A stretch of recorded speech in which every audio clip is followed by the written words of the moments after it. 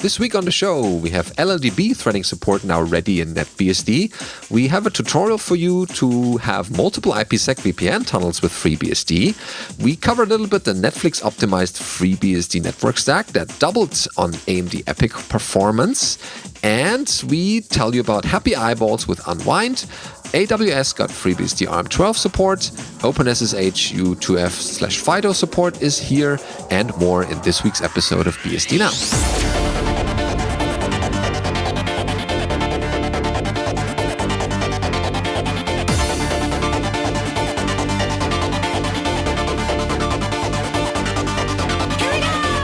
BSD Now, episode 328, EPYC Netflix Stack. Recorded for the 11th of December 2019. Hello, I'm your host, Benedikt Reuschling. And I'm Alan Jude. Welcome to our episode this week. We have some interesting headlines, as always. This one here reads, LLDB threading support now ready for mainline. Yeah, so this is a post over on the NetBSD blog from Mikhail Gorny, who says, Upstream describes LLDB as the next generation high-performance debugger. It is built on top of the LLVM/Clang toolchain and features great integration with those. At the moment, it's primarily used for supporting debugging in C, C++, and Objective-C, and there's interest in extending it to support more languages. Back in February, Michael had started working on LLDB under contract by the NetBSD Foundation. So far, I've been working on re-enabling the continuous integration so that upstream LLVM will be built on NetBSD and any breakages will be caught that way. Squashing bugs, improving NetBSD's core file support, and extending NetBSD's ptrace interfaces to cover more register types and to fix any compat32 issues, as well as fixing support for watch points. Then he started working on improving threading support, which is, as it turns out, taking much longer than expected. And you can read more about that if you look at the report from back in September. So far, the number of issues uncovered while enabling proper threading support has stopped this work from being able to be merged. Basically, the work in progress originally was planned to go into NetBSD's mainline, but there were too many problems. However, I finally reached the point where I believe that the current work can be merged and the remaining problems can be resolved afterward. Moreover, these and other LLVM-related events happened during the last month and have impact on this. So the first is LLVM news and the BuildBot status update. The first thing is LLVM has switched their repository to Git from Subversion. So say probably the most important event is that the project switched from Subversion to Git and moved the repositories over to GitHub. While the original plan provided for maintaining the old repositories as read-only mirrors, as of today, that still hasn't been implemented. For this reason, we were forced to quickly switch the BuildBot that runs NetBSD to using a Git monorepo. The BuildBot is now operational and seems to be handling Git correctly. However, it is connected to the staging server for the time being. Its URL has changed a couple of times, but there is now a NetBSD AMD64 builder over at lab.llvm.org. Based on that, they now have a monthly regression report. So, what have we broke this time? LLDB has been given a new API for handling files, in particular for passing them over to Python scripts. The changes of API have caused some bad file descriptor errors, and I have an example here.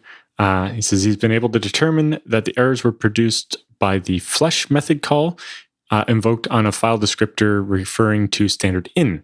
And so solving some of those issues and so on.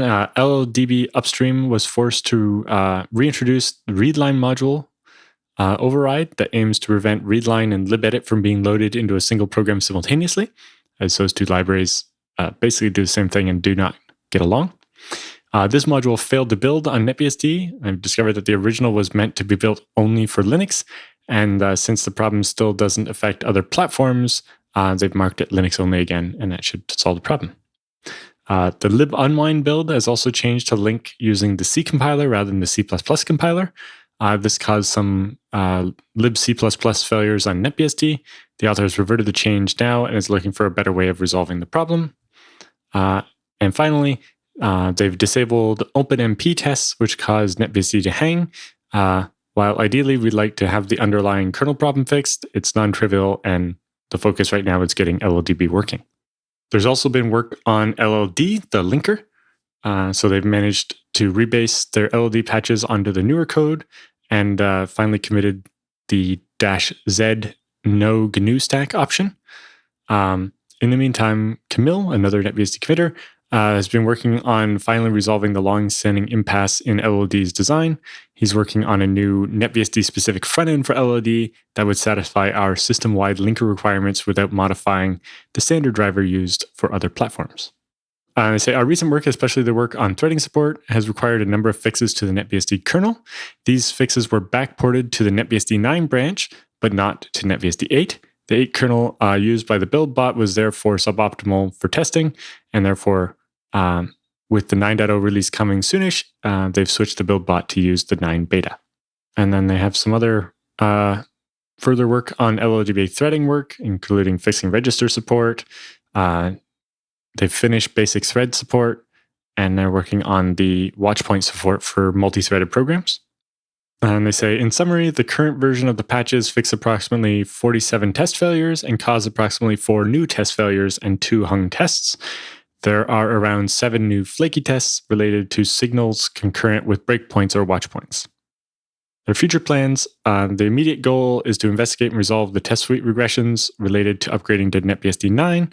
The second goal is to get the threading support patches merged and simultaneously work on resolving the remaining test failures and hangs.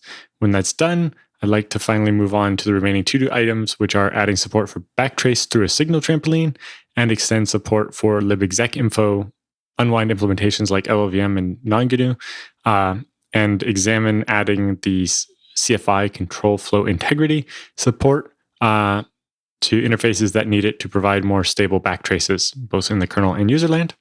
They would like to add support for i386 and AArch64. Currently, it's AMD 64 only. Stabilize LLDB and address breaking tests from the test suite. And finally, merge LLDB with the base system under an LLVM style distribution. Oh, cool. That's good progress. Yeah.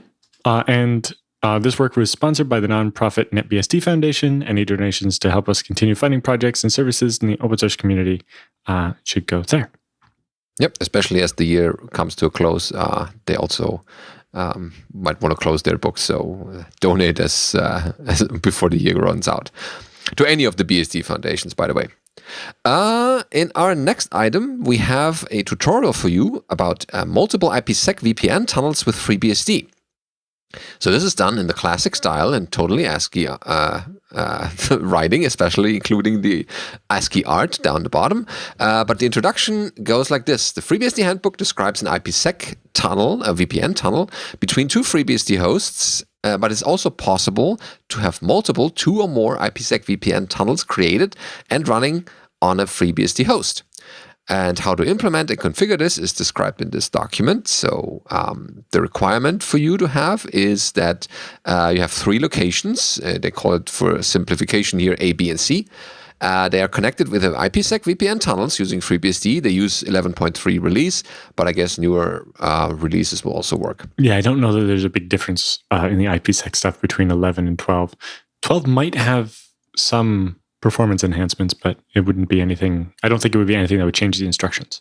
That's probably the release that was tested or available during that time. Okay, so each location has one IPSec VPN host running FreeBSD, so it's VPN host A, B, and C. Then VPN host A has 2 IPSec VPN tunnels, one to location B, this is VPN host B, and one, you guessed it, to location C, VPN host C. Then they have a nice ASCII art diagram to illustrate how these networks are fitting together and how they are located and interconnected. And so they have starting points here. So the 3 locations, A, B, and C. Each location has a VPN host, A, B, and C. And all 3 VPN hosts are running FreeBSD. We mentioned that already. And fairly straightforward. There's a firewall involved between VPN host A and network A2. Is that just for... that's sitting before the internet. Yeah, so before these network clients go out, they have to pass that. Yeah, and basically in their examples, commands, and so on, the interface EM0 is always the one facing the internet. and EM1 is always facing the local network. Mm-hmm. And then they list off their example IP addresses, which are not from the example IP address range, but are 1234 and 9876, etc. Yeah, so you can easier distinguish those. So the implementation steps are done for all of the 3 hosts, and we're not covering everything of that, but it basically boils down to installing the IPSec tools at the beginning and on all the 3 hosts. And then you enable the gateway, so it's gateway_enable using sysrc for all the 3 hosts.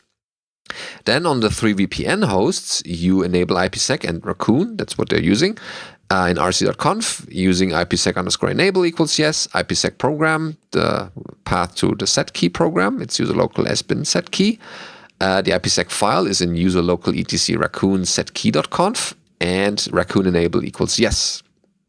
Then on the host A, only on this one, you do the alias IP address on the internal interface, EM1. So that's a specific IP address for this host. Only do this on this one host, otherwise there will be trouble and your network will definitely spew some errors to you. Then you created GIF0 and GIF1, or you call it GIF, and set up those tunnels there. And then create the static routes to network B and C so that this host already knows about those 2.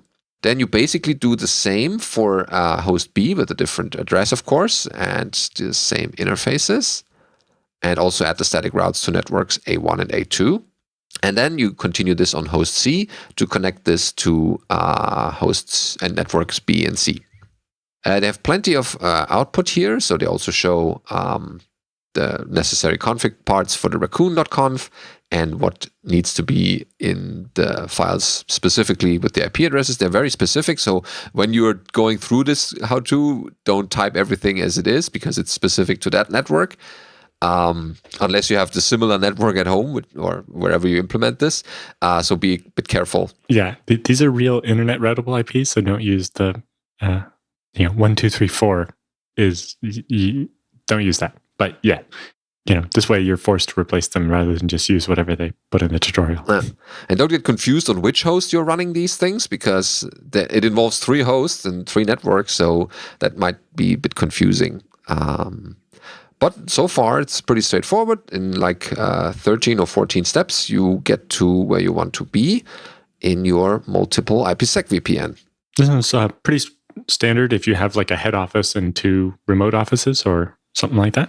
Yeah, so they're tied all together and using IPSec to communicate over the evil internet, so no one can listen to your internal communication, but it's like in your local network, you're all connected and are in one big network.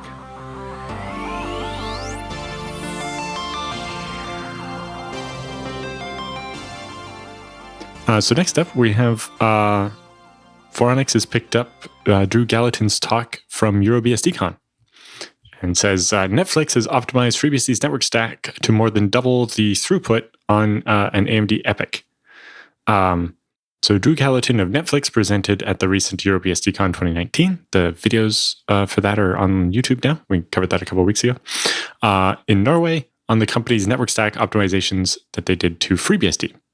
Netflix is working on being able to deliver 200 gigabits per second of network performance for video streaming out of Intel Xeon and AMD EPYC servers, to which they now are reaching, the theoretical limits of about 190 gigabits per second with dual 100 gigabit network cards. In particular, they've managed to more than double the performance they were getting out of the EPYC Naples/Rome servers, as well as hefty upgrades for the Intels as well. Netflix has long been known for using FreeBSD in their data centers, particularly where network performance is concerned, but in wanting to deliver 200 gigabits per second from individual servers led them to make a number of NUMA optimizations to the FreeBSD network stack, including allocating local memory for kernel TLS crypto buffers and for backing files sent via the send file system call were among the optimizations. It's all described in the paper and slides and video. Changes to the network connection handling and dealing with incoming connections to Nginx were also made, since to do kernel TLS, you have to negotiate the encryption in Nginx, but then pass the symmetric key off to the socket so that the kernel or the network adapter can take care of the bulk encryption. They skipped right to the last slide comparing the performance before and after the code. So Netflix's NUMA optimizations on FreeBSD resulted in their Intel Xeon 4216 being able to go from 105 gigabits per second to 191 gigabits per second. And in particular, a lot of that was achieved by lowering the NUMA fabric utilization from 40% to 13%. So a lot less frequently having to send data between the different NUMA zones by being like, oh, if the packet's going to go out a NIC that's in NUMA zone 2, let's allocate memory from NUMA zone 2 so that we don't have to copy the data back and forth across between zones. And then before the changes, their EPYC server was only doing about 68 gigabits per second, but after was able to do 194 gigabits per second. Yeah, that's an impressive increase. So they say the AMD EPYC performance is even more impressive, going from 68 to 194. So while EPYC started out much slower than the Xeon, it came out at about the same or slightly higher. Says, looking at it, the Netflix videos serving hardware for 200 gigabits on AMD, if it has the 4 chips in one socket, since those AMD designs are basically 4 chiplets, and so they have more separate NUMA zones. But they have 8 PCIe Gen 3 4X NVMe cards, so 2 in each different NUMA zone. And then they have 4 PCIe Gen 3 16X 100 gigabit network cards, 1 in each of the NUMA zones. So yeah, they have 100 gigabit network card in each of the 4 NUMA zones, and then 2 NVMEs in each NUMA zone. And the idea is to copy from the NVMe, encrypt it, and send it out the NIC without going between zones. And they say, in particular, the advantage to the AMD layout is that it has 128 PCIe lanes in a single socket, whereas I think Intel's 40 or 50 lanes for the same for a single socket, or I think you'd only get double that with the dual socket. And they're able to do all that with a single socket, whereas using 2 Intel Xeon CPUs, they to get that many lanes. One area that AMD was critiqued for is the inability for Netflix to monitor the Infinity Fabric saturation. So if you remember when they were measuring the Intel performance, they saw that their utilization of the fabric that connects the different zones went from 40% to 13%. Currently, there wasn't a way to measure the change on the AMD platform. There's not even tools to do it on Linux, let alone FreeBSD, whereas Intel has tools for FreeBSD. But in the end, they're now effectively able to send 200 gigabits per second of encrypted video off either Intel or AMD machines. And if you want to know more about how it actually works, check out the video and the slides. Yeah, they were great. I wasn't at the talk, but looking through the slides afterward, that was like really enlightening. I think my talk was at the same time, so I didn't get to go. Okay, so that's reading material for you. There's something else we want to let your attention look on. Happy eyeballs is not some weird new holiday greeting. No. Don't even start this. It's actually something that's quite technical, or something that's quite standardized so far. So there's a little link here for the people who don't know what this is. To the Wikipedia article about happy eyeballs, because it turns out it's an algorithm published by the IETF, which can make dual stack applications, like those that do IPv4 and IPv6, more responsive to users by attempting to connect both IPv4 and v6 at the same time, preferring, of course, IPv6. So doing that, they avoid using the problems that are usually faced by users with imperfect IPv6 connections or setups. Yeah, sometimes you have IPv6, but it's not perfect, or it doesn't reach everywhere, or something is screwy with it, where you can get to the point where, if I enable IPv6, some stuff might stop working because somebody has IPv6 not configured well. And so happy eyeballs, or also called fast fallback, is let's try making both connections, and then when whatever one finishes first, we'll use that kind of thing. Or if the v6 works, great. But if not, we don't have to wait until it times out before we bother trying the v4. So they say Unwind has a concept of a best name server type. It considers a configured DOT, or DNS over TLS, name server to be better than having its own recursive resolving. recursive resolving is considered to be better than asking the DHCP provided name server. It also actively checks the quality of a name server. Does it actually work? Then it's better than an unreachable one. Does it support DNSSEC validation by passing through the required records? Then it's better than one that doesn't validate, etc. And the crypto is always done by Unwind itself, so that doesn't have to be a consideration. Now, this is all static. Once it figured out that DOT works and can do validation, then you're always going to use DOT. Always, no matter how far away that server happens to be. Or you don't have DOT configured, but you can talk unfiltered DNS to the internet. The recursor will be picked, no matter if you can only see part of the internet. Maybe all .org name servers are unreachable from your location or something. So Unwind knows about this. It tracks how long it takes to get an answer. It knows when it can't talk to the .org name servers. Either the query times out or we get an ICMP error back. But it doesn't do anything about it because Unwind determined statistically that you are already using the best possible name server. Why try something else? Well, because that particular query might be better answered by a different name server type. Or maybe we are sitting behind a satellite link and everything is terribly, terribly slow. So this diff sorts the name server types by quality. As above, validation, resolving, doesn't work, etc. And as a tiebreaker, it adds the median of the round trip time to previous queries into the mix. Then it considers the whole list, not just the best one. It picks the top one from the list, sends a query, and waits the median time for an answer. If none comes back in time, it picks the next one, and so on. Eventually, an answer is found. Maybe the first one comes back, or the second one was faster, or whatever. To keep the configured or default preference, the first resolver type gets a head start of 200 milliseconds, so that someone can't, try to maliciously make you not use the encrypted name server or something. One other interesting thing about this is that it sets up past captive portals without check URL. That's why the diff was so huge. It rips out all of the captive portal stuff. So make sure you apply it with patch-E. So it modifies 17 files, adds 385 new lines, and deletes 1,683 previous lines. But please test this. I'm particularly interested in reports from people who move between networks and need to get past captive portals. So, laptop warrior type people. Yep, definitely test this and give feedback because then it gets more robust and more testing is better for everyone.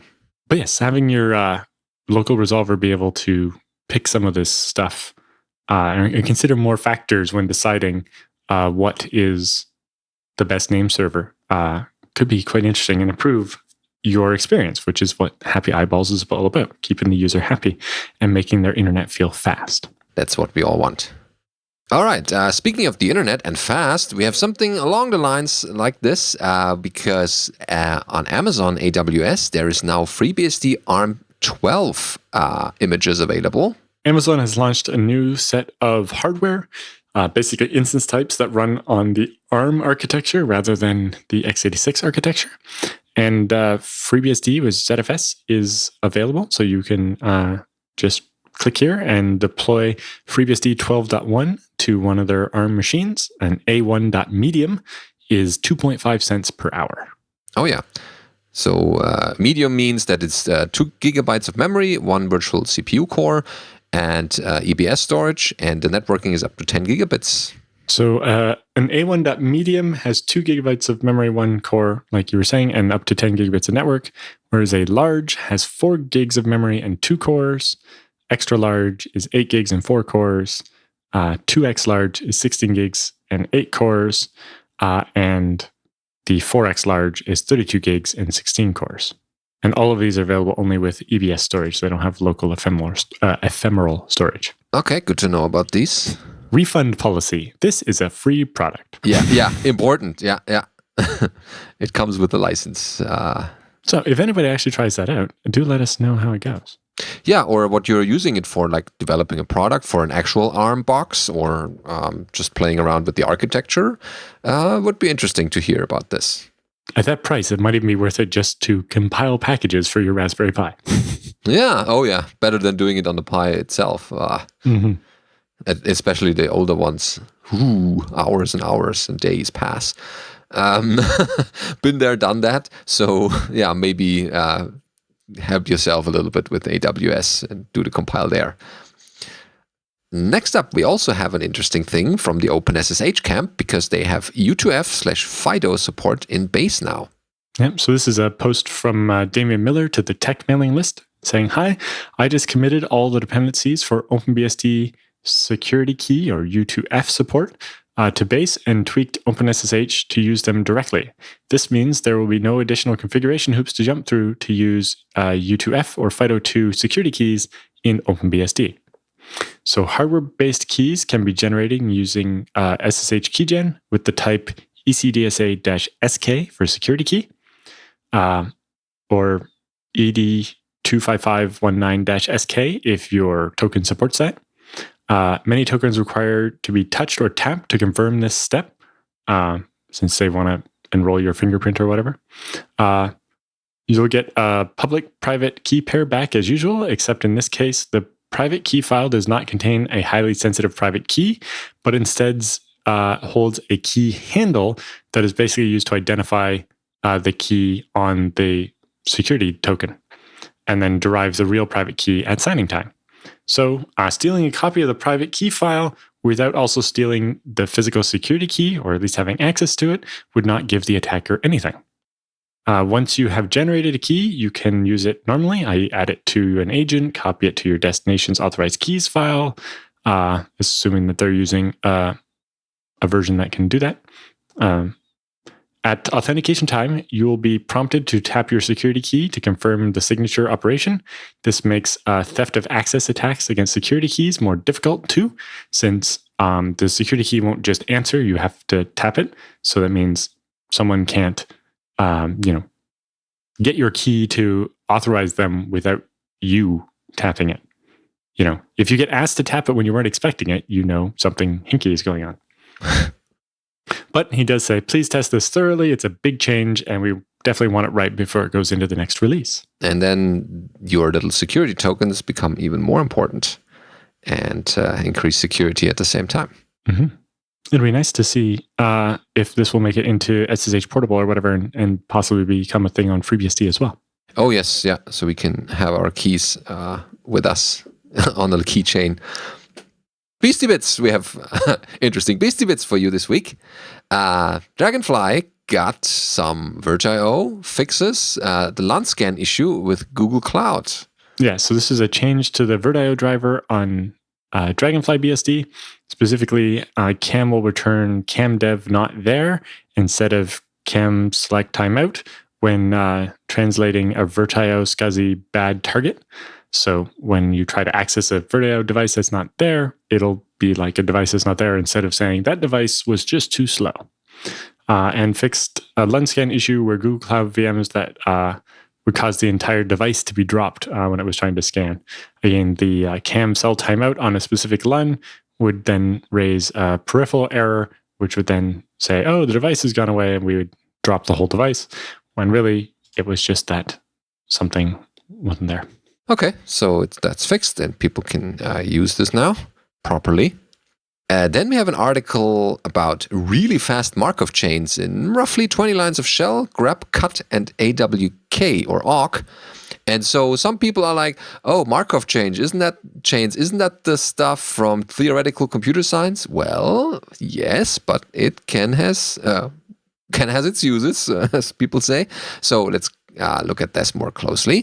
So the article starts with, some days ago, driven by boredom, I implemented my own Markov chains in Haskell by following the great tutorial that's linked there as well.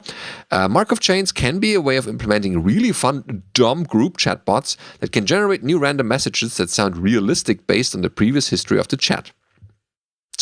But for people who have not heard about Markov chains before, here's the definition from Wikipedia. A Markov chain is a stochastic model describing a sequence of possible events in which the probability of each event depends only on the state attained in the previous event. And they link to another article about the introduction of the concept of Markov chains.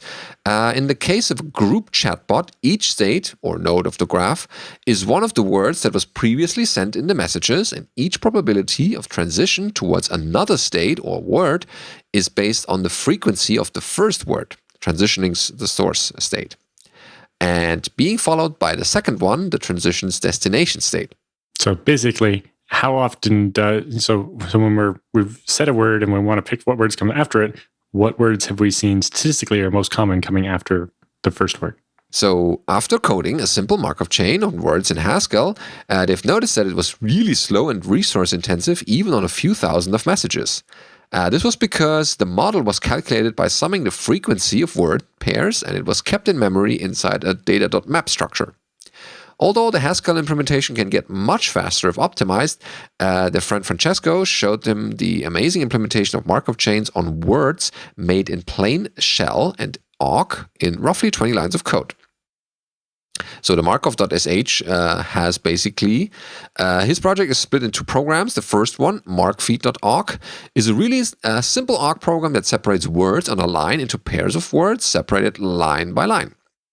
So you have a for loop that goes until, I'm covering awk in 2 weeks in my own lecture, so it's kind of a good reminder here. So you count until NF is reached, and that's a special built-in God-given variable in awk that tells you how many fields there are, number of fields, and then you print the current index and increment the current one by one, and print it outside of the loop, so you get the result. So the example here is, let's take the simple chat log. So the first one says, hello everybody. The second one says, hi people. Then the third is going, hello people. The fourth one is, how are you? And the fifth one is, how are things going? So the first step is creating a model for the Markov chain. Here's what will be into the model when we run this awk script, piped into sort for readability. So this is just, are things, are you, everybody, going, hello everybody, hello people, hi people, how are, so there are duplicates, people, things going, and you. Yeah, so figuring out which words come after other words. Then the next step is generating a new random message. So that's also a little script here that's not too difficult. It's using tr and removing the \n, so you have the full line. And then you echo the result. And so at first, make Markov words. We'll pick a random 9 from the model and pick the first word of the pair as the first word of our output message. After this, it will filter the model to find what word pairs start with the first word it picked. And let's say it picked the word hello as the first message of the first word of the message. And it will then randomly choose the second word of the message from the second element of a pair in the model that starts with the first word it chose. So in this case, it picked hello as the first word. It may pick one between everybody and people as the next word. It then repeats this process by passing the last word it chose as the word to choose in the next iteration, and maybe even easier to understand in terms of code than in plain words. And so then they provide the full script here. Yep, and it's a well-documented plain shell script with a little bit of grep and awk in it, basically. In particular, they also mentioned that the fact that their word database generated by the first awk program has some lines that are duplicates is fine. It's actually what gives it the power to weight the probability. Those the duplicate lines have a greater chance of you landing on them randomly. Yeah, so don't remove those, or they shouldn't be uniqued out of those, as we say. And so, yeah. They note at the bottom here that the Markov shell script is extremely fast, even on relatively large data sets, millions of lines. And this is very nice. So you probably remember this, Alan. There's this company in Japan that does all kinds of data analysis or even data mining with just shell scripts, because it's so much faster. Right, the Unicage development model or whatever it was. Yeah. And so you think, these are tools that are written years and years ago, but they're still pretty powerful in today's world, especially when you have the big data applications now. Of course, there's not a silver bullet, but I think people don't consider them when they think about doing these data processing tasks. Yeah, and then they do the obvious thing with it and hook it up with the fortune database to generate random fortunes. Yeah, that gets a bit silly sometimes or hilarious. And if someone puts that in a chat window or creates a text bot out of it, everyone is very confused in that chat. Yeah, so looking at their fortune database, they got a bunch of random output like the thoughts of meta language are still free, or low taste and going insane. Yeah, this is like the weird fortune you have to think about a bit longer, what the meaning is. The dimensionality of computerized fortune tellers. Welcome to computer-generated text. But it does go to show that you can do an awful lot with the basic text processing tools in Unix and some pipes, which really is what makes Unix so nice. It's just that, you can chain these separate tools together and get really interesting things. And it makes something it might be a bit boring to cover markup chains, but if you cover it in this way, where you can show the applications to like students, then they will see, this is what I can use this for, and that's kind of a good introduction to the topic. Yeah, it really does make it easier to understand what's happening when you can then give people a very simple set of code that they can read and that they can run and actually see what's happening. And in particular, starting to maybe make a little change and see how it affects the output. It can be a much better way of learning than just explaining it or having them try to write it themselves from scratch to start and so on. And it's actually, the thought behind the Teach BSD concept, where rather than teaching operating systems by using a little toy operating system that's easier to understand, it's using the observability of FreeBSD with tools like dtrace to actually watch what's happening in a real operating system as you're running stuff on it, and then being able to make small changes and then observe how that changes the outputs. Yeah, so that's much more approachable. All right. We also have the new edition of the FreeBSD journal. And their topic this time is security. Yeah, and it contains a bunch of great articles. Starting out with the headline one is an update on Capsicum by Mariusz Zaborski, who's done a lot of interesting work on Capsicum in the last couple of years. It says, every day the FreeBSD community makes improvements. And in this article, we'll take a look at how Capsicum has changed over the course of 2019. Then Brooks Davis gives his article on improved memory permissions in FreeBSD. Basically covers the machine-independent memory permissions and how to fit that into the current mmap permissions model.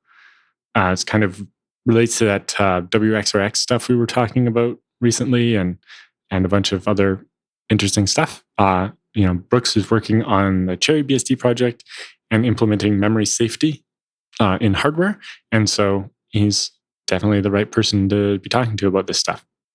And then we have an article by Roller Angel about configuring full disk encryption on FreeBSD.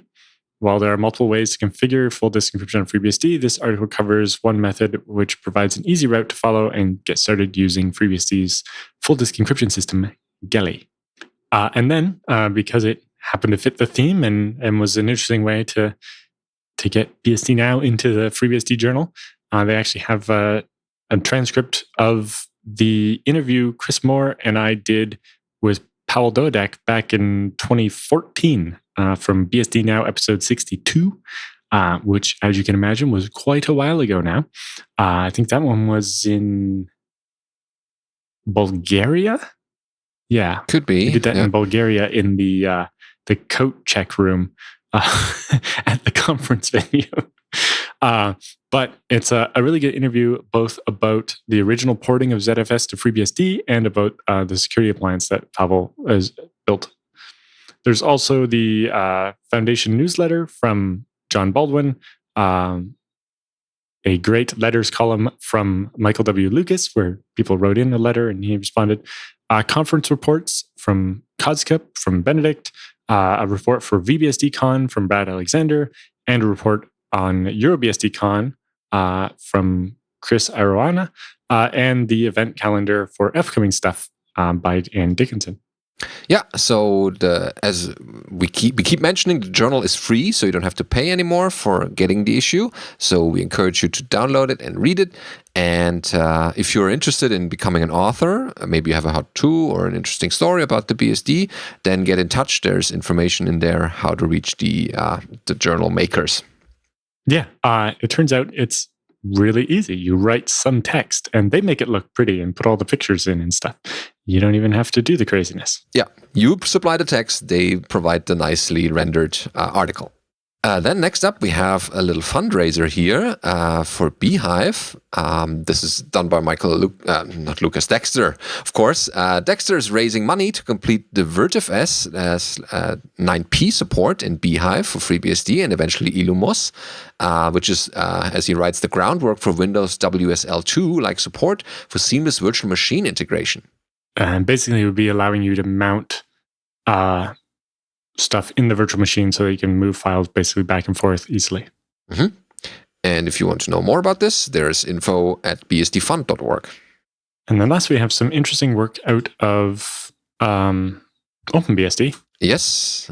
The syscall call from verification.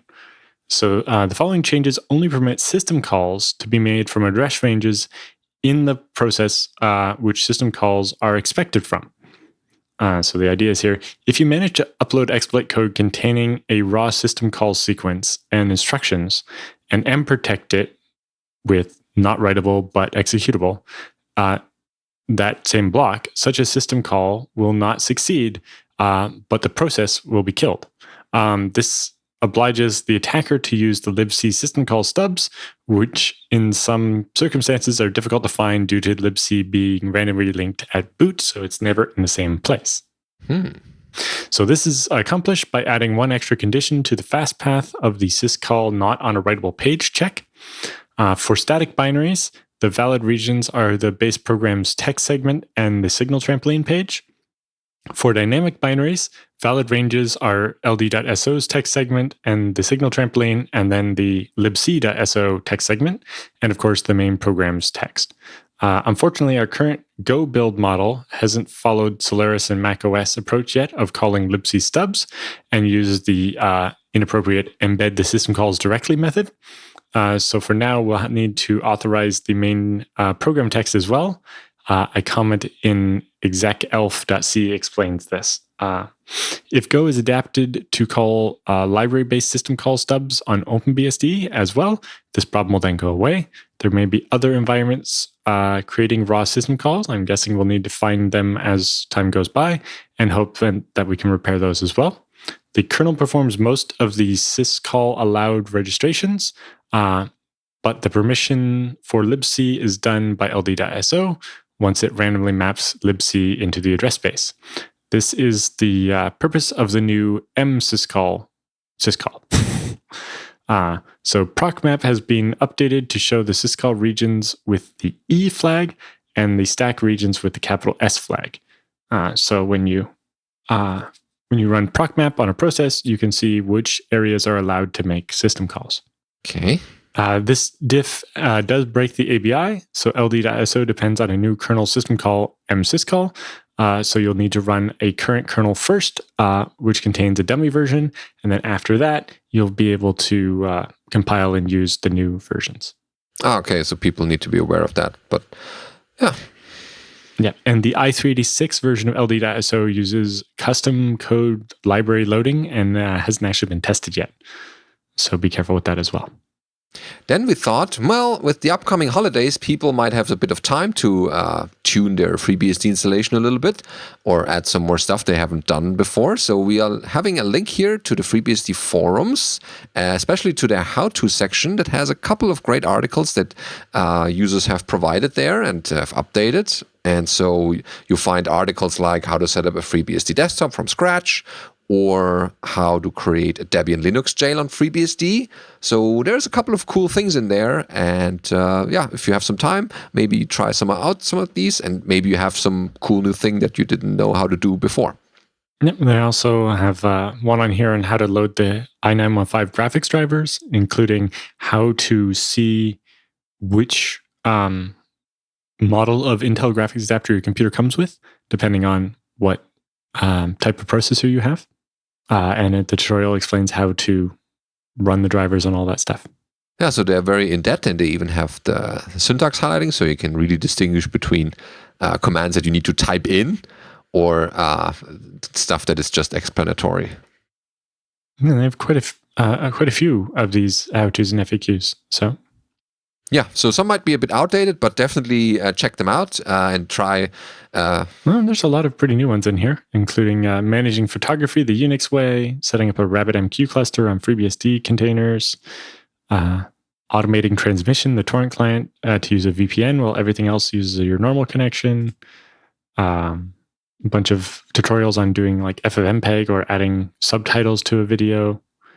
A slightly oddball one here of how to mount a fan onto your LSI HBA. Okay. Well, could be useful to someone. There's a nice one here. OBS, which is Open Broadcaster Studio, which is a video streaming application that works on FreeBSD with pulse audio and an external USB mic, and how to get that to work.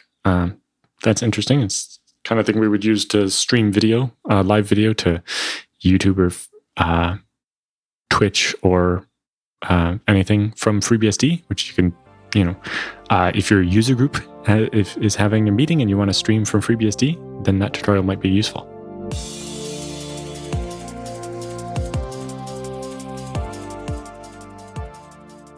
But if you still have questions, then it's time for the feedback and questions this week. And if yours isn't covered, then definitely send this to us to feedback@bsdnow.tv, and then it will appear in a future episode. So we have 3 questions or a feedback in general from people. The first one is Jerome, I think that's the name, and with feedback. So this goes like the following. Hi, Alan and Benedict. Since you guys mentioned in episode 313 that there might have been a problem with the contact form on the site, I just wanted to make sure my feedback got through and didn't get lost. Well, it reached the show. It's live. Here we go. I have been listening since episode 1, and I really enjoyed the show. Thank you. I have to confess that I'm not actually using any of the BSD flavors. I'm a Java developer running Windows and Linux, but I have learned a lot about Unix via the podcast, and I even purchased 2 books by Michael W. Lucas about OpenBSD and FreeBSD because of the show. Keep up the good work, and I'm looking forward to a lot more episodes of BSD Now. And FOSDEM talks. Oh, yeah. Yeah, great. Thanks for this feedback. It's interesting. I would have expected the Lucas books to be things like sudo and so on that were kind of applicable to other stuff you use too. Yeah, for the development parts that you sometimes need to do. Having a bit of knowledge about many different things is very useful. Yeah, because you can interconnect them in interesting ways, or you can just talk to your developer friends about this cool operating system that you have found, and maybe one of them is also trying it out one day. You never know what comes out of that. All right, thanks for that. So next up is Savo about pfSense ports. So Sabo writes, hello Alan and Benedict. Here's a question I'm sure hasn't been asked yet. I have pfSense running on an old tower. It was running great when I had a 100 megabits per second connection. Now I have a 400 megabits connection. I have a dual port PCI, legacy NIC, and the model is Intel chipset 82546 dual port gigabit 8492MT. The motherboard also has a board Realtek gigabit port this way. That is the management VLAN that used to make changes to the config and other VLANs. The dual port NIC serves WAN on one port and my 10 VLANs on the other one. I got 450 till 500 megabits per second when I plug in a test PC straight into the cable modem. I get 200 till roughly 250 megabits per second maximum on any VLAN. I can also achieve 450 to 475 megabits per second on the management port. So my question is, how difficult is it to swap the Realtek onboard with the WAN port? I already have rules on my VLANs to prevent them from talking to each other. I don't want to have to rebuild them. I think most of the rules in pfSense are floating and can be just changed around. So I expect, that you could just make the Realtek be the WAN port and the old WAN port on the dual port NIC, the new management port, and that might give you a bit more bandwidth, possibly because the PCI interface is only capable of something like 640 megabits total. The bus speed, yeah, is the limiting factor. So I think in pfSense that should be a relatively straightforward operation to just change which NIC is used for what, especially since you won't change the one that has all the VLANs on it. Leave that one alone and just change the other two. It means that you shouldn't have to redo all your rules or anything like that. Yeah, it should pick up the new interface. Ideally, automatically when you switch. Well, no, but you'll have to tell pfSense in the interface. But oh, right, yeah. I think the trickiest bit is going to be you'll like plug into the existing management interface, disable the WAN interface, reprogram that as the management interface. Then you'll have to move around and connect to the new management interface to get back into the interface to then reconfigure the old management interface as the new WAN interface. Although I think if you use the text menu on the actual console of this tower, that can be done with less, clicking around in a browser. But that should work. Although, you might also consider using a slightly less old tower that has PCI Express, and then having NICs that are slightly less limited on performance. Hope that helps. And thanks for sending in the question. So then we have Tin with a more general topic. I want to learn C. Okay, Tin writes, "Hi guys, thanks a lot for the podcast. I listen every week. Oh, great, thank you. And I enjoy the show. Wonderful. Oh, why? Otherwise, why would you listen if you don't enjoy it?" Okay, so his question is, it's not about BSD. I use both BSD and Linux, but it is related somehow. You guys are pretty smart and knowledgeable. Come on. And I look up to you. Oh, wow. Thanks. Well, we're beginners at one point. We're just on our way to becoming more smarter, like everyone is. Okay, so here's his question. I know you both program in C, and I've always dreamt about learning C. I don't have any programming knowledge, and I'm 32 years old. Well, it's not too late for that. Do you think it is possible to do? Where do I start? Should I start with something like Python, or is it a good idea to just try to learn C? I look after small business IT for a living, point of sales, small network, repair, etc. But I would like to do my game and learn more. And what pathways do you recommend in terms of learning more about networking, data centers, ZFS, etc.? Like, I didn't start learning C until I was 30 or 31.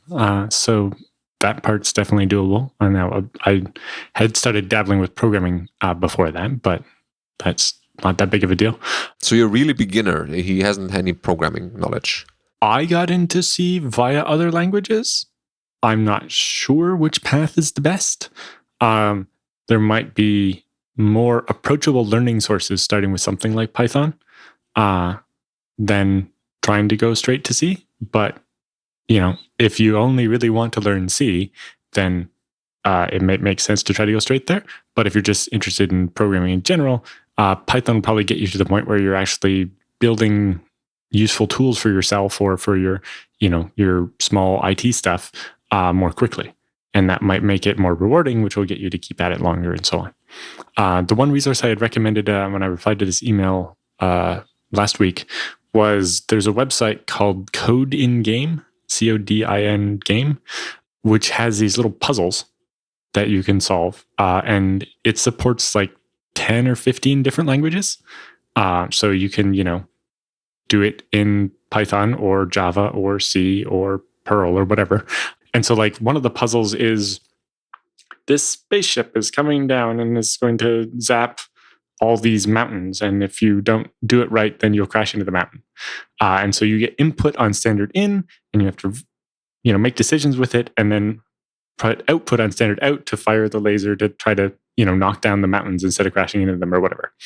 Or there's one where you're a motorcycle and you get a reading of how far away the next hole in the road is, and you have to decide when to jump. But as you're going, you start going faster, and so you move more squares at a time, and so you have to figure it out and tell the game when to jump over the hole in the bridge and not fall through. They're all relatively simple, and they get more and more complicated as you go. But it can be really handy for just practicing programming, having small but tractable programs that you can try to solve, and where there's not really limits on how you can solve it and so on. But I also found it useful for learning a new language.